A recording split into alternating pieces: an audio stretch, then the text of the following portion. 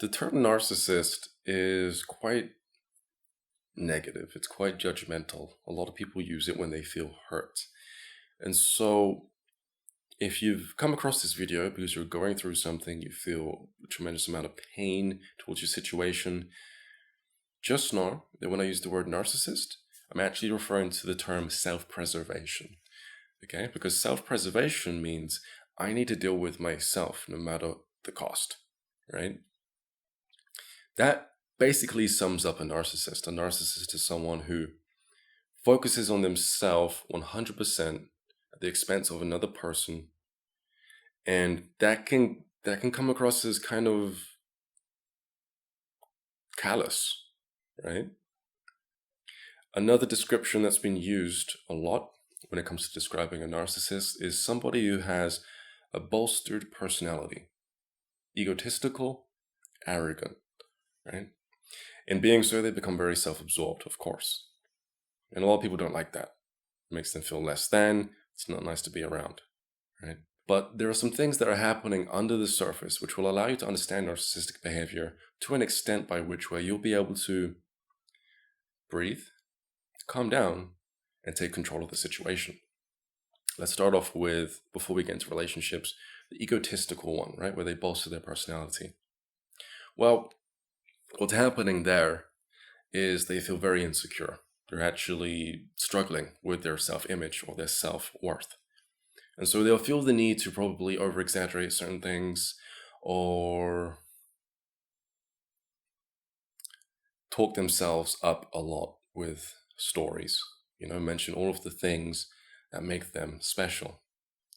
It's important not to get agitated at this and instead to see this as a cry for help. They need support. They're freaking out. I find what works best is just to support them where they need the support. Listen to what they're saying, ask them more questions on what it is that they're talking about. As soon as you notice that they're feeling insecure and that they're reacting in this way. And, support them and just guide the conversation a little bit. Just give them a chance to really express why it is that they're so needed as an individual. If you focus on the fact that really they're coming from a hurt place, as opposed to, oh, he's talking about himself again, I want to get out of the room. What happens is your heart opens up. There's a seat in you. In Tibet, they call them seats. There's a seat from compassion, gratitude, and love. And from that space, you can't be in a reactive, I need to distance myself mode. You just can't. You're too concerned about the other individual. Try to find that place within you, okay?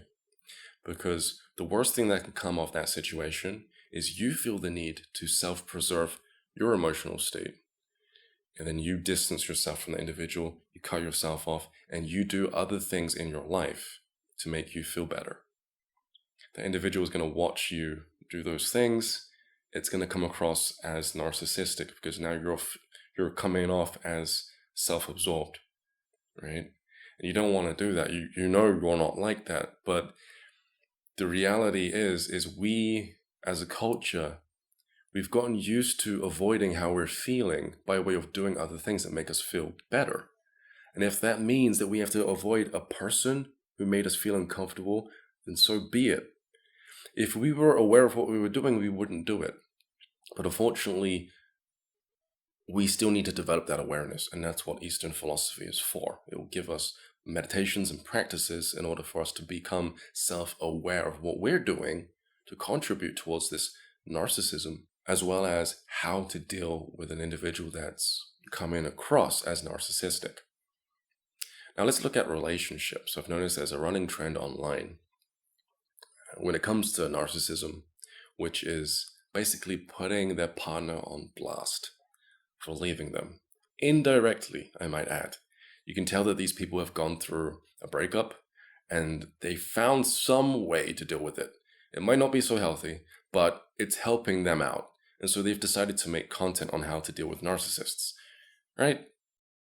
And unfortunately, we live in a culture where we've gotten used to, well, for better lack of a word, slandering people for their not so good qualities, their negative traits.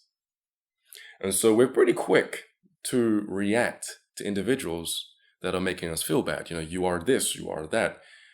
Or take it one step further, react to people who are doing things to other people and or living things.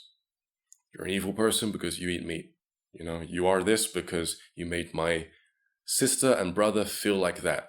You ever been in that situation where your sister, a sibling, has gone through a relationship, and just by hearing stories about the relationship, you judge their now ex-partner? So it's become very fluent for people to just judge outright, flat outright. And unfortunately, angry people not only look for confirmation biased, but they're also looking for ways, part of them that is really suffering and having a hard time dealing with how another person is coming across. They're looking for ways to deal with narcissism. And so, yeah, influx of videos within the past year on narcissists, and it's attracting people who are coming from a negative place as well as a hurt place. For the wrong reason, confirmation bias, and for the right reason, how can I actually deal with what I'm going through? All right. So when it comes to relationships, let's talk about why someone would come across as narcissistic. Okay. I want you to know that if someone is avoiding you within a relationship, it's not, especially after an uncomfortable conversation, it's not because they're being self-absorbed, although it might come across that way. It's because they are having a hard time dealing with the emotions that have come up because of the conversation that you're having. You see, it's going to come across as narcissistic because rather than dealing with you, which, by the way, they're registering you within their brain as a part of this internal feeling that's making them feel uncomfortable. You are a part of the puzzle in some way, shape, or form. Rather than dealing with you, a stem, or maybe even the cause of the problem, they're going to go towards things that make them feel better. Right? And again, it's not narcissistic per se. Right? It's not like they're doing it to make you hurt or anything like that. Although if they are, it's probably because they're actually exercising another negative quality of mankind, which is you hurt me, I'm going to hurt you back. Usually it's I can't deal with these feelings, so I'm going to do things within my life that I know make me feel better until I feel like I'm ready to have a conversation. When they're ready, they will speak to you. Give them time and be patient, and they will follow through. And so, we're into spirituality as a community. We're here to be better as people. And to be better as people, you've got to notice where you come from. In the West, we're all dysfunctional. Let's be honest. Before you came into spirituality, you more than likely belonged to a dysfunctional household, or you were surrounded by dysfunctional people that got used to blaming each other, getting angry, and just really not treating each other politely. You've come into spirituality, but you might have trodden some of that dirt into your new spiritual life. And it's coming across as, well, those things. Name calling, being judgmental, probably being passive aggressive, and everything else that happens when you're feeling upset.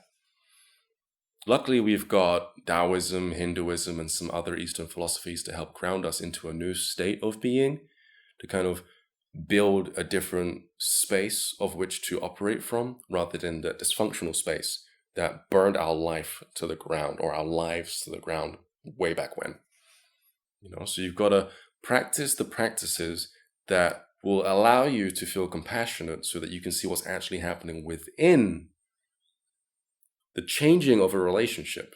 Okay, and a part of you doing better because of these Eastern practices is you figuring out how to deal with people within these moments of conflict or confusion. Are they being a narcissist? You'll know when you're considering their side and what they're going through. And what you've just done in that moment of time is you've become compassionate. And in Tibetan Buddhism, they say that compassion is the all-knowing emotion. It allows you to become very wise when it comes to seeing situations for what they actually are. You can't do that if you're in self-preservation mode. You're protecting your feelings and your emotions, and you're calling them out for all the things that they do wrong. You can't do that if you're trying to preserve your emotional state. You can't see the bigger picture. And so you're more than likely just going to cause some problems there. So this has been a video on narcissism. I just want to make you aware of how you could potentially be pulled into online material out there from other people that have made videos on narcissism. Oftentimes these individuals have gone through very recently breakups and they're venting. The advice that they're giving you, because it's coming from a negative place, probably isn't so constructive for you. And yeah, I just wanted to put out a video that will make you a little bit better at dealing with those situations, and you'll feel better too because of it. If you do these things, your frequency will rise. You'll actually become better as a person, as opposed to bitter and resentful and damaged. If you judge the individual and you say, looking back on my relationship, that person was a narcissist. I'm glad I got out of that. Just because you're doing that, it doesn't mean you've progressed within your spiritual community. It means that you're basically the same as you were before you got into spiritualism. Because before you got into spiritualism, however which way you kind of brushed off your past relationships just took on another form, and you've used a different series of words. So you've got to be aware of what you're doing so that you don't become crippled by your environment and the people around you and how they're dealing with situations. And instead, you become capable of expanding, breathing, and becoming very, very loving in the process. I'm Ryan James Cropper. This has been Your Potential. If you're going through something that you need help with, you can contact me via my website, ryancropper.com. I'm a life coach, and I'll help you out. Subscribe for more videos like this, and I'll speak to you pretty soon. Peace.